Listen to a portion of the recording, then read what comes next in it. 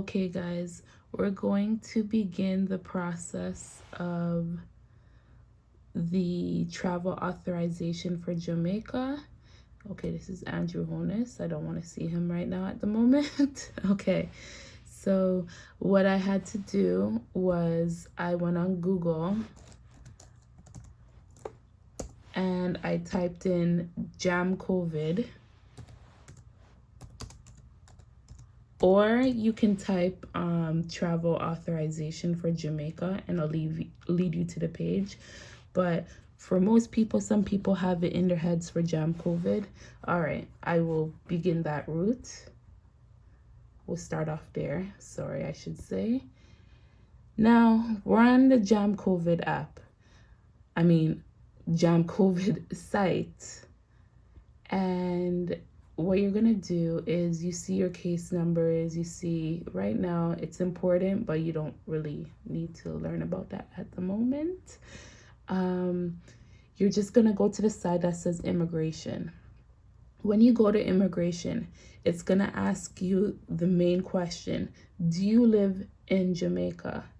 Yes or no.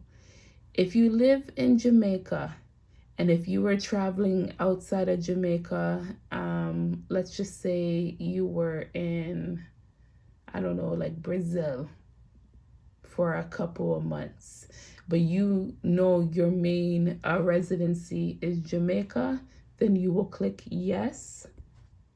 And then you will fill out your application with your email address, which will send you a one-time password to your email. When you go to your email, you get the password and you retrieve it and you enter it on the site to begin your application process. When we go back to that page, for me, immigration, it's asking me the question, do you live in Jamaica? I will say no. I live in Canada. So for all the people that live in Canada, States, UK, this is the route you want to do. This is the application, the non-resident online application. I know most of you guys are going to say, oh, but I have my Jamaican passport and I'm a dual citizenship and whatever the case may be. I have also a Jamaican passport as well. And I believe that you still would have, unless if you live in Jamaica, you would still have to go through the non-resident online application. So if Jamaica is your home, you fill out, you say yes, you live in Jamaica. If Jamaica is not your home and if you reside in foreign, then you have to go through the non-resident application. Okay, so I'm going to fill out my email address. Just one moment. Okay, so this is the password. As per requested, your one-time password has been generated. This is the password that I'll be using to complete my registration. So you're going to enter that on the website.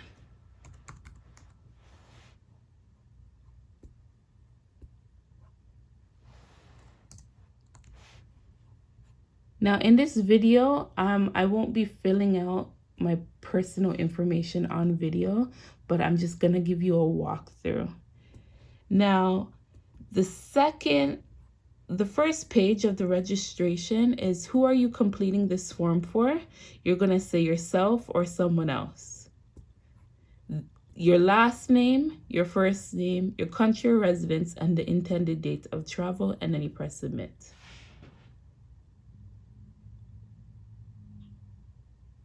So the next form is already pre-filled. I don't want to show much of my information on camera here. So I'm trying my best not to let you guys see my info. If anything, I'm just gonna have to block it with an emoji. Okay, so the next page, what you're gonna do is fill out your city, your occupation, the intended date of return, your return airline, they say return flight number, your passport, mobile, yes, and etc. Okay, so next page is the health status and quarantine. This is asking you if you have any symptoms. The first one says, do you have any symptoms of the illness? No. Do you have any chronic medical conditions? No. Have you been tested for COVID-19? No. Have you been in a healthcare facility that cares for persons who have COVID-19 within the last 14 days? No. Did you provide care for patients with COVID-19 within the last 14 days? No. Have you knowingly been in contact or close proximity with anyone confirmed to have tested positive for COVID-19 or suspected to have COVID-19? No. Is your usual work related to any of these? And then you just click. So this one page here, the intended stay information, this is going to ask you, where are you staying? So let me try to explain this as best as I can. If you're staying in a hotel, you will choose your hotel, okay?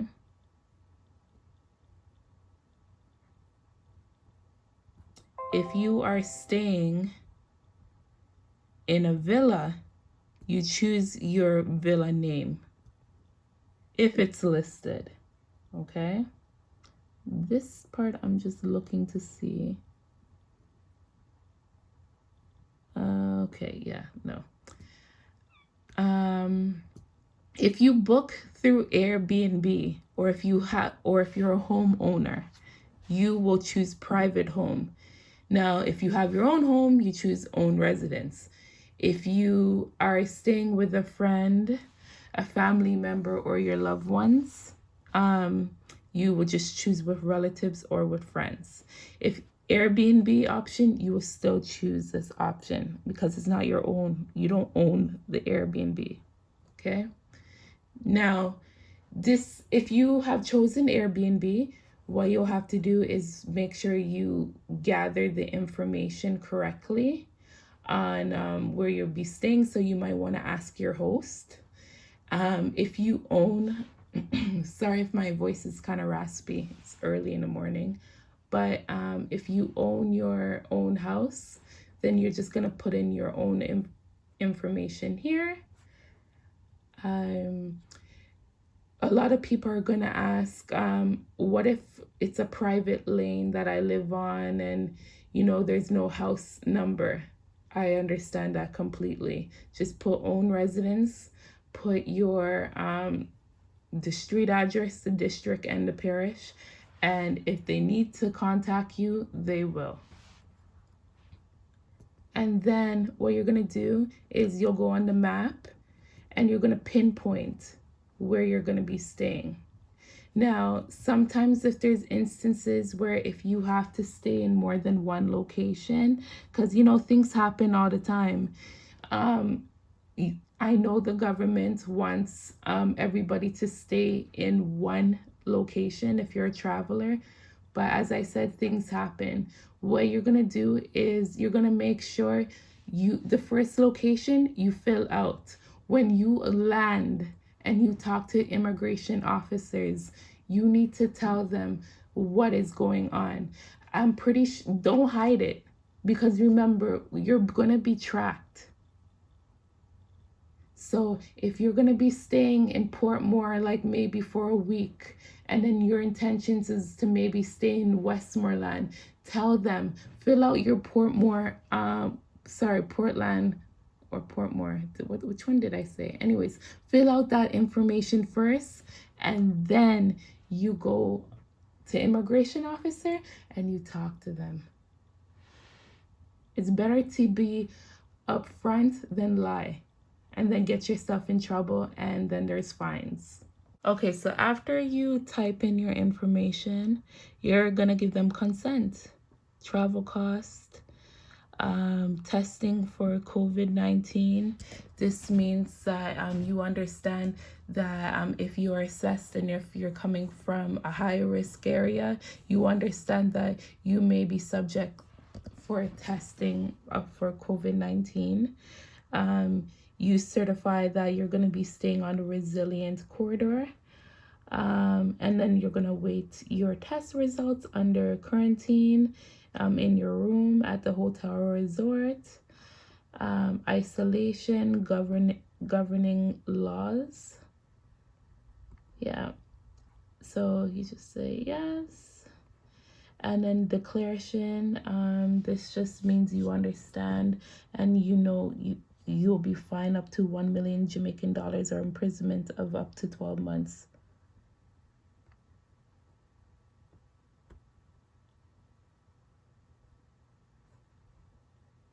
Okay, did I make a mistake?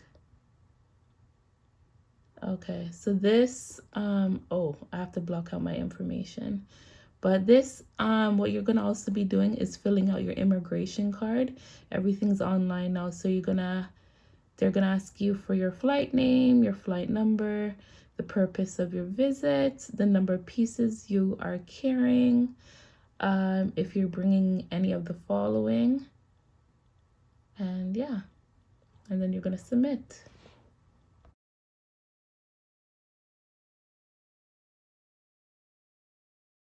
It says my application submitted.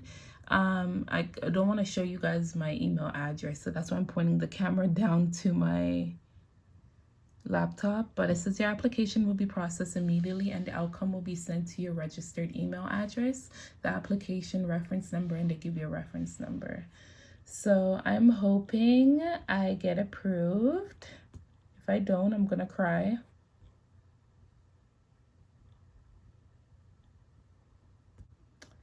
Let's see. I'm hoping.